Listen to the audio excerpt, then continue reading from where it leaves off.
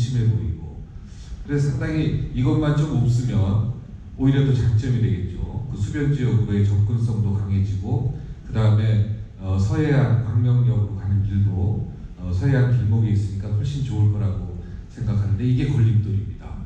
근데 이게 왜 생겼냐면은, 처음에는 우리가 차량기지라도 갖겠다, 그러면 2호선 지선을 넣어달라, 이 요구로 해서 이제 들어왔는데, 이제는 이게 그 차량기지가 우리 동네의 맨 끝자락이었는데 이제 끝자락이 아니라 어떻게 보면 한가운데가 됐어요.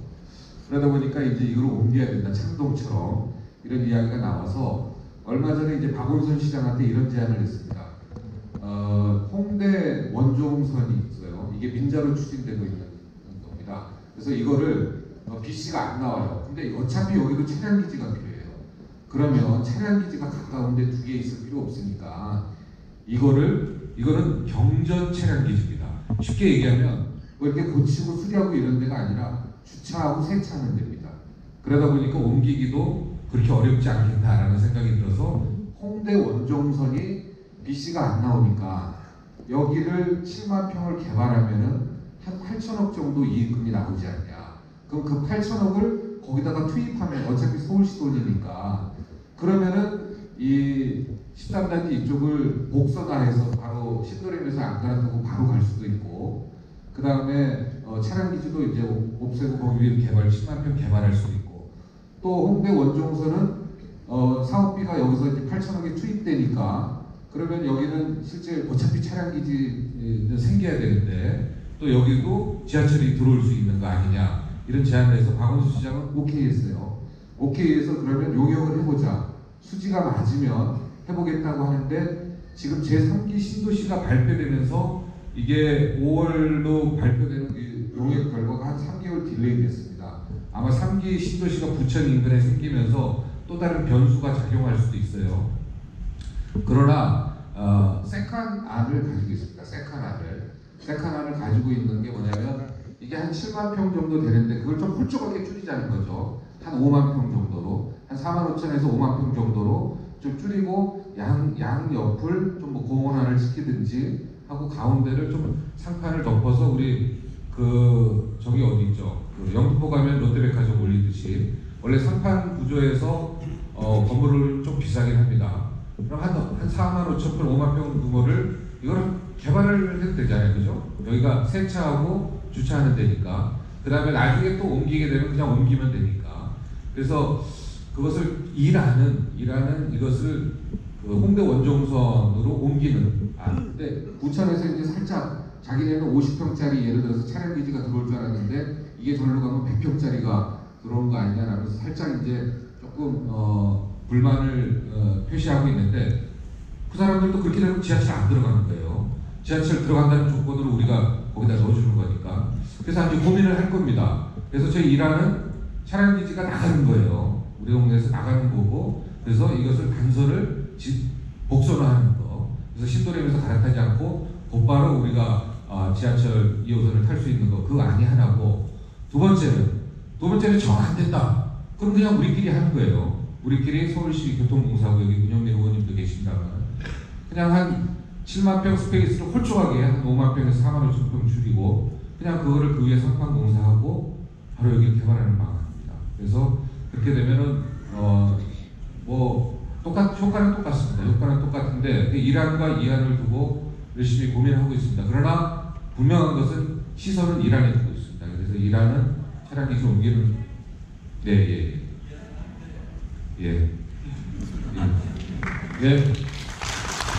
감사합니다.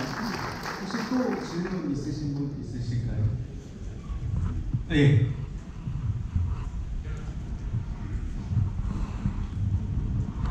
할까요?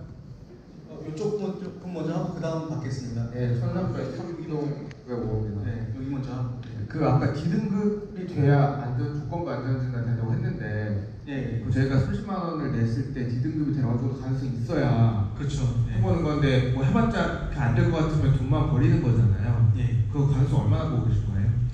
사실 저한테 가능성을 물어보시면 제가 대답을 못 드려요. 근데 사실 말씀드렸잖아요. 제가 저는 사실 100% 통과했으면 좋겠습니다. 그래서 그러려고 사실 여기 있는 국회의원 두 분하고도 계속 연락을 하고 있고요. 그 다음에 뭐 타단지 상황도 계속 지금 예의주시하고 거기 회장님들도 만나고 있는 상황이에요.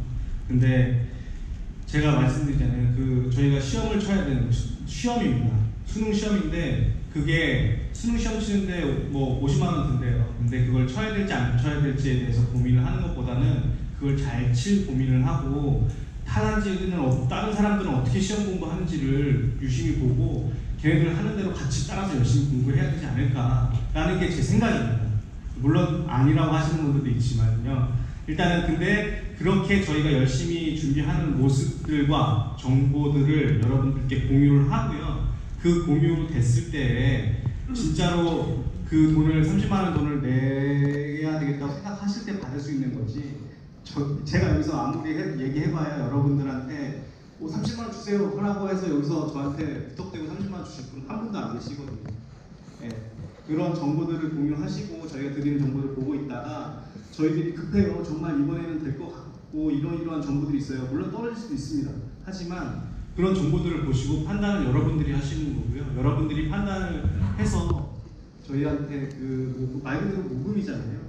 네, 그 돈을 보내주시는 생각이 듭니다. 그 대신 저희가 사실 밴드도 운영하고 카페도 운영하고 뭐 이렇게 하지만 저희는 사실은 계속 문자를 보내드릴 생각이에요. 왜냐면 어르신들도 계시기 때문에 우리가 모든 세대가 공통적으로 정보를 받을 수 있는 건 문자라고 생각이 들거든요. 그래서 저희가 한 달에 한 번이든 뭐 두 번이든 긴급하게 상황이 흘러갈 때는 내일 드릴 수도 있고요. 그럴 때 그걸 보시고요. 판단은 여러분들이 하시는 겁니다. 그리고 시험 떨어질 수도 있습니다. 제가 뭐 아까도 말씀드렸다시피 시험 떨어질 수도 있는데요. 제가 여기서 조금 더 디테일하게 말씀드리면 그 30만 원 되게 큰 돈 같이 보이시잖아요. 근데 아까 말씀드렸잖아요. 저희가 1년이 늦어지고 이 준비를 못해서 2년 6개월이 늦어지면은 저희의 손해는 100억, 150억이 손해입니다. 예. 그거를 그렇기 때문에 시험을 저는 그렇게 생각해요. 이번에 떨어져도 또 치고 또 칠 자세도 돼 있습니다. 또 칠 준비도 돼 있고요.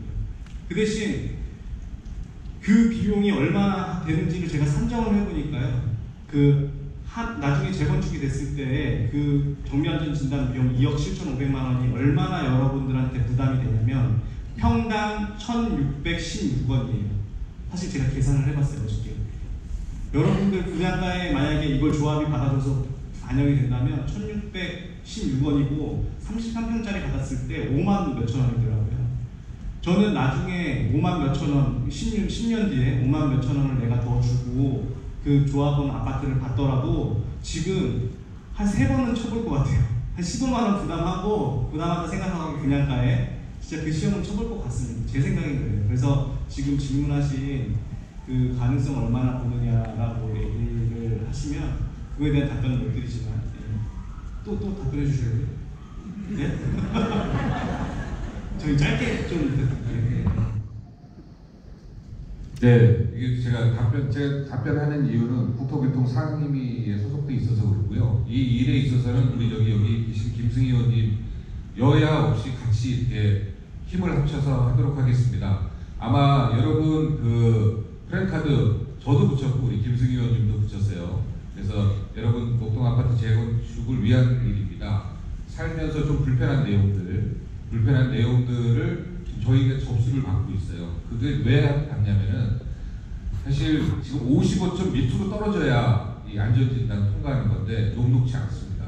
제가 이제 규칙은 한번 바꿔놨는데 이게 글쎄 55점에 걸릴지 안 걸릴지 좀 애매합니다. 그래서 이 부분은 최대한 55점 안으로 밑으로 들어갈 수 있게 규칙을 한 번 더 바꿨으면 좋겠어요. 네? 그러니까 우리가 법률이 있고 그 밑에 시행령이 있고 그 시행령 밑에 이제 규칙이 있고 그 규칙에 따른 고시 점수 배점이 있거든요. 이 부분을 한 번 좀 안전하게, 특히 목동 아파트만 저는 좀 다른 데랑 다르다고 봐요. 목동 아파트만 좀 취약한 주차 문제라든가 그걸로 인한 안전 문제라든가 중앙 집중 난방 때문에 생기는 그 배관 연결선 문제라든가 그다음에 사실 독일 같은 데는 보면 유해 페인트만 있어도 재건축 사유가 됩니다. 그러나 이제 우리 옛날 오래된 아파트 보면 다 성면이 들어가 있습니다. 성면이 들어가 있는데 그게 금이 갈라지고 거기에 물이 나오다 보면 아주 치명적일 수가 있거든요. 요즘 초등학교 성면 싹 다 갈잖아요, 그죠?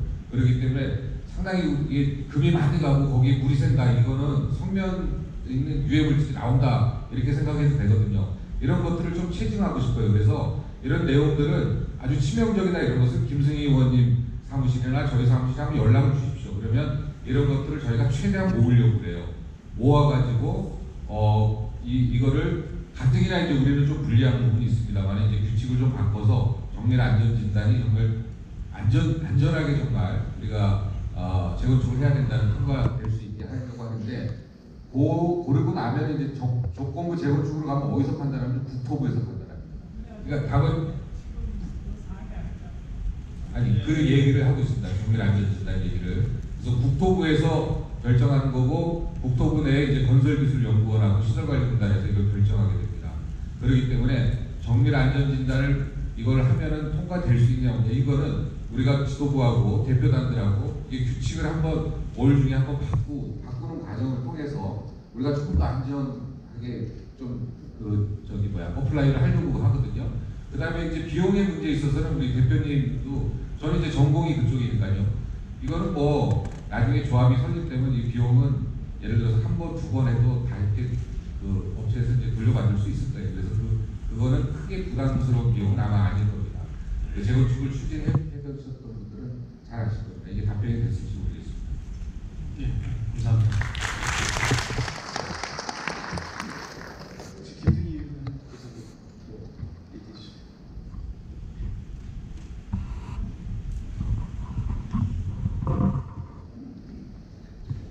저는 사실 뭐 답변을 드린다고 생각한 건 아니지만 또 저한테 또 말씀드릴 기회를 주셔서 제가 갖고 있는 지식을 가지고 설명을 드리면, 지금 현재 이제 구조 안전 정밀 안전 진단 그 지표와 가중치를 고려했을 때 정밀 안전 진단을 신청해서 통과되지 않았을 때 내가 낸 돈이 나한테 다시 돌아올 수 있느냐 없느냐라는 거를 첫째로 궁금해 하실 것 같고, 두 번째는 그러면 정밀 안전성 진단 신청했을 때 통과 가능성이 어느 정도 되느냐, 그거에 대한 질문으로 제가 이해를 한다면, 첫 번째 경우에는 준비위원회에서 사실 솔직하게 말씀하셔야 될 것 같고, 제가 왔다 하더라도 말하는 건 도리가 아닌 것 같고요.